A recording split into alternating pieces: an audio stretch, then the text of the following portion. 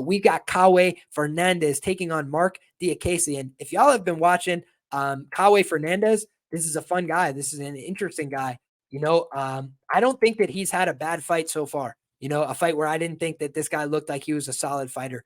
Went out there against Luan Sardina.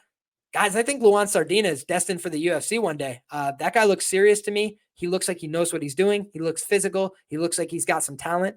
And you saw that Kaue Fernandes went out there and won a clean first round against this guy.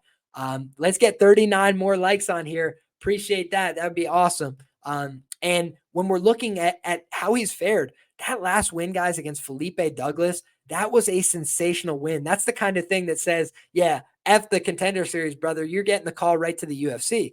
And this guy, Fernandes, one thing that I noted about him, he's very dynamic from close. A lot of guys that are kickers, what do we always talk about? You need space to kick, right? I can't kick you if you're crowding me. So when we want to punch, oftentimes we got to get closer. When we want to kick, we got to get further away. When you look at a guy like Kaue Fernandes, I think what he does very well is he kicks from the clinch, right? Sometimes guys have flexible hips. I think of Chidi Njokuani as a guy that fits a similar build to this, right? How does Chidi Njokuani tend to do very well? It's when he's able to snap off a very quick kick that nobody even sees because it comes from so close and it comes so fast. I think that is where we see Kaue Fernandes have a lot of his best success. He was a plus 220 underdog against his opponent, Felipe Douglas. Felipe Douglas had 3+ times the professional experience that Kaue Fernandes had. But Kaue Fernandes was able to send him to the shadow realm. Brutal knockout. Knocked him out. Great finishing instincts. Followed up probably with a couple more shots than I think were even warranted. This guy is violent, okay? Kaue Fernandes beat the tar out of Luan Sardina, the guy that beat him in pro MMA. He beat him up in the first round, and he kind of gassed out. But let's give some context there. That fight, he had taken 2 years off.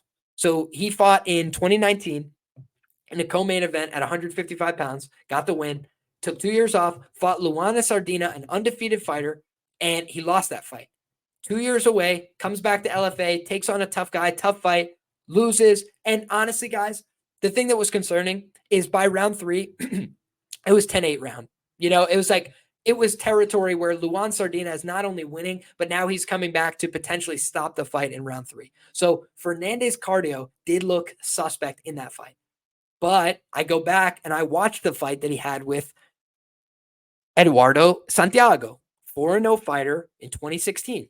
His cardio checked out there, 15 minutes. He was able to get on top. He was able to get takedowns. He was able to look good striking on the feet. So was it a problem with going 15 minutes, or was it a problem with coming back after 2 years being a little bit rusty? Because what we do know is that he fought in September of 2022 and he fought in March of this year. So this guy's been a little bit more active now. He's been standing there. He's fought once a year since 2021. Marc Diakiese, he's a guy that I've never been super high on, fun skill set coming into the UFC. Definitely a proven guy at this level in the sense that he's 7-7 over a 14 fight sample in the UFC. That's plain impressive, right? 14 fights with the company. Not a lot of guys get to say that. Not a lot of guys get to do that. So I don't want to get out over my skis with Kaue Fernandes here. But let's talk about where Marc Diakiese's at. Last 2 fights he lost. He lost to Michael Johnson. Michael Johnson's a guy that's very talented, great wins, clearly past his prime, and also has been past his prime for some time. He's been bouncing back and forth between weight classes. He's really struggled to get his footing. He just got brutally knocked out in his last fight. He lost that fight. Joel Alvarez. And by the way, he lost that fight fighting like a dumbass too. He was fighting like too loosey-goosey and just not very serious. Joel Alvarez, I don't even remember. I feel like there was a foul sequence at some point in that fight, but I just knew that eventually he would make a bonehead mistake and probably get finished in that fight. And that's exactly what happened. And bonehead mistake, whatever, foul, however you want to classify it, found a way to lose. Found a way to lose against Rafael Alves. Got kicked in the balls, got submitted instantly with a guillotine choke. And if that was the first and only time that had happened in his career, no problem. No skin off my nose. But it's not. He did the exact same thing against Dan Hooker. You guys can go back and rewatch that fight. Gets hurt on the feet. Bad shot. They call him the hangman for a reason. Hangman guillotine. Thanks for playing. Good night, Irene. Rafael Fiziev disciplined him in that fight. They had an honest striking fight for about 2 minutes. And then Marc Diakiese was afraid. in my humble opinion. I don't say this like, oh, Marc Diakiese's this. I'm saying like in the fight, he was afraid of getting hit with clean shots from Fiziev. I would be too. And he really shut down his game.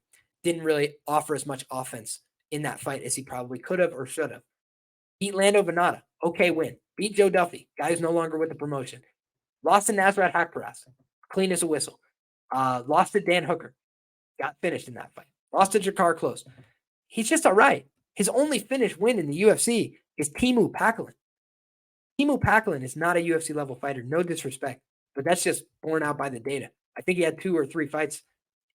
Don't think he won any of them. Think he got finished in all of them, right? Think he got finished by his Itar brother. Let's put that in context, okay? Damir Hadzovic, barely a UFC level guy. Vyacheslav Borishev, I was there in person, guys. That fight is the death of fighting, right? I always talk about, I like fights. I don't like wrestling matches at a fight. I want to see somebody that's there to fight. Marc Diakiese was there to have a wrestling match that night. And it was honestly abysmal to watch. So what I'm looking at here is a guy in Marc Diakiese who has some skill, who's been around for a long time, who's got a lot of really high-level experience, but I don't think he's got the physical dynamism in the same way that he used to. I don't think he's as aggressive as he used to be. I don't think he's as violent as he used to be. I don't think he's as comfortable as he used to be. I think now he is a British wrestler, which just as a by and large rule, not super endorsing of that as a broad, winning archetype of fighter. So what is his exact game plan here? I want to hear from Marc a little bit, hear what he has to say about this matchup. Because I think the way to beat Fernandes is to gas him out, keep yourself safe in the early going, not get hurt, not get clipped, and then gas this guy out, take him down later on in the fight. But this guy has 2 wins by armbar, right? He's not a complete fish off of his back. Marc Diakiese, has a penchant for getting guillotined, right? Not getting armbarred.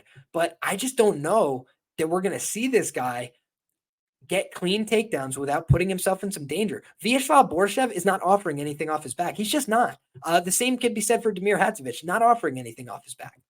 This guy, I think he's going to offer some stuff off his back. You could accuse him of hanging out too long on his back, being too willing to play on his back at times, but that's because he's got a nasty overhook armbar series. And if you guys have watched, one of the things I like is that he will pinch both arms together, and then he just has an opportunity to spin his hips in either direction and look for the finish.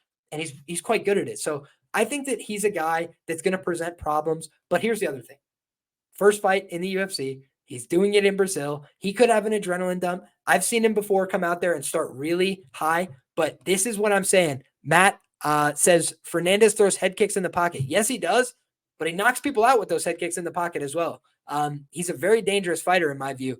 I feel like this fight invites a lot of volatility. I think if Diakiese wins, he's probably going to have to grind out a decision like he's been used to doing, or he's going to have to look for a finish late when Fernandes starts to gas. I think Fernandes is going to come out here trying to be volatile, trying to create some opportunities for himself, trying to land some big impactful shots with the head kicks.